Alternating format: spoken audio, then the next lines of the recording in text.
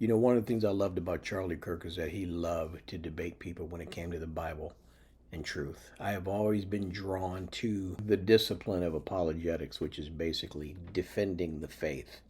And I was always impressed with people that could do it well, like the Frank Turek's of the world and Charlie Kirk and many, many others. But listen to this exchange as Charlie Kirk goes to the UK to talk to some Oxford students. Do you think we've evolved from primates? I don't know. Okay. But I do believe in the biblical account of creation. I also acknowledge that there is an abundance of scientific research that shows adaptation. Species change is heavily inferred in the data. I don't know enough about it, but I believe the scriptures to be true. And you can be a theist and also believe in God-ushered evolution. Yeah, I completely and agree. so, of which I allow people much smarter than me to make determinations on that. It's completely irrelevant to my core theology, though. Okay. Are you happy for me to proceed with the question, Please, though, on that yeah. basis? Sorry, yeah, I didn't mean to interrupt you, but yeah. No, that's fine. So you're kind of vaguely, not vaguely, but you seem generally happy with the idea that maybe evolution is true. I hope that that's the case. I mean, well, I actually don't believe that. I think that okay. I'm not saying you said happy to that evolution is true. Well, not necessarily happy, but well, that was the word you surely, used, though, right? Okay, fine. Willing to accept that based on the evidence, evolution is a fact. No, I'm not saying it's a fact. Fine. I'm actually, again, I say I'm open to have my mind moved, and I look at the data, but I believe, given the abundance of equal data that atheists must reckon with, that there is a fine-tuning problem to our existence that I believe warrants that there is a God, intelligent life came from a God, and I believe the scriptures to be true. That in the creation account, there is an allowance to say that God created the heavens and the earth and allowed us to either evolve through species. I happen to believe, through a faith claim, that human beings are designed. What that means is designed over a long period of time or designed immediately. That's for people smarter than me to determine. Fine. I suppose what I'm getting at is if you believe in the sanctity of life and that there is something fundamentally different between the life of, say, for instance, a human being and the life of an animal, does that not make that claim slightly arbitrary? What is personhood based in, if not? Oh, yeah. So do you see what I'm getting at? Sort of. The scriptures say, though, that God created humans, male and female distinct. They're the only ones in Genesis 1:26, 1:27 to made in the image of God. Right, and exactly. so he called animals good, but they are not image bearers. Okay, but that word create is barah in Hebrew, and it's not clear whether or not that is created in an instant over a long period of time.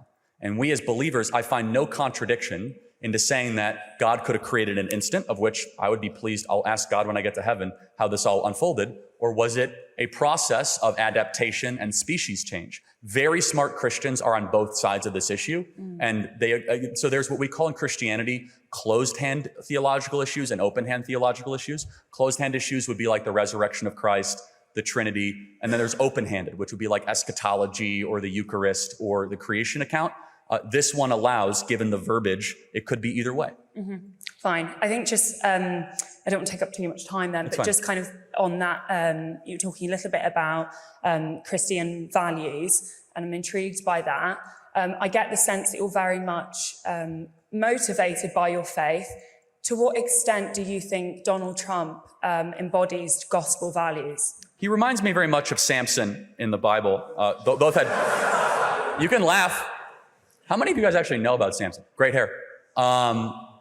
He was a man willing to fight for a cause greater than he, despite some of his own moral troublings and moral missteps. All throughout the Bible, from King David to others, there are plenty of Abraham. Moses murdered somebody. How many people know that? Moses murdered somebody. How dare you? You could say a lot. Donald Trump has never murdered anybody. But Moses is like the most revered man in Judaism. You know, he was a murderer in Egypt. He took someone aside and just slammed him in the head and actually had to flee all the way to Midian because of it. We're all flawed. We all have original sin. How do I reconcile what he's doing with gospel values? Well, for instance, I mean, the gospel values to me would be, humility, compassion, forgiveness. Does he live according to those values, do you think? I actually, at times, I will say, he's far more magnanimous than people will give him credit. None of us are able to fill all those values. I will say some values that I think he does fulfill. He is a truth teller. And the gospel says very clearly that telling of the truth is one of the most fundamental things, the spoken word. So I'm not going to spend time here defining every moral decision that Donald Trump has made or not made. I am equally a sinner as Donald Trump. We all are. We all fall short of the glory of God. But I will say that his willingness to rise to the occasion of something greater than he, to endure being shot and almost shot again and almost 700 years in federal prison, is one of the most courageous actions I've ever seen from a public elected official in the history of the West. Do you think Jesus would have voted for Trump? Do I think Jesus, first of all, Jesus intentionally didn't vote and did not care about the Roman guard. You remember he said, pay unto Caesar what is Caesar, render unto God's what is God. Do I think Jesus would love some of the stuff that Trump is doing? It's a silly question, but I'm just, No, I mean, fine. It's like, what did Jesus teach us? Jesus says, don't touch children. Okay, so he would love the fact that Donald Trump repealed Roe versus Wade. He would love the fact that child sex trafficking is being focused on in this current government. Jesus Christ said a lot of things such as, sin no more, and things such as love your neighbor are things that we should embody in every single one of our public policy decisions. So Jesus is divine, and he would not fill out a ballot. Okay. All right. A lot of you guys are going to disagree with me, but he's going to be missed. I was already watching his content before this event happened on September 10th. But even with watching his stuff, that is the one part about him that always drew me to him. He was such an excellent debater. And I think I enjoyed it because a lot of the things that he debated were things that I believed in. Things like, I don't believe in abortion. I don't believe in the transgender ideology and all the pronouns and just all the crazy that we have seen over the last 5 to 7 years. And again, a lot of the things that he ascribed to, I agreed with a lot of the things that he said. And with that being said, when he would talk about the Bible and he would debate these people, regardless of what the issue was, he always basically shut them down because what he had to say was truth. And they couldn't argue against it. And they would get angry and they would scream and they would yell and they would throw eggs and they would throw water. And sadly, they decided to shoot and kill him because of the fact that he was able to argue his points in a respectful, loving way, and they couldn't handle the truth. It's just like that movie, A Few Good Men, with Jack Nicholson when he says, I want the truth. You can't handle the truth.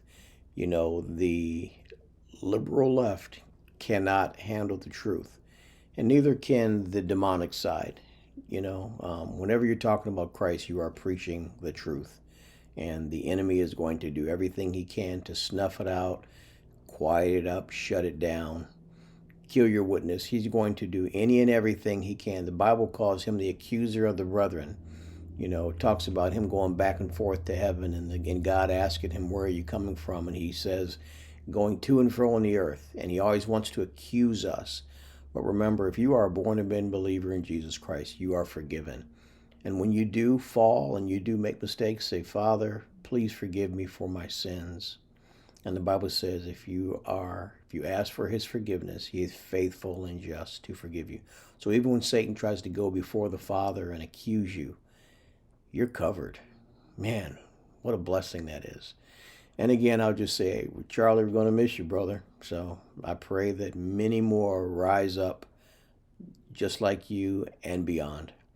Make sure you guys like this video. Also, make sure you subscribe to the channel. I love you, and I'll check you on the next one. Later.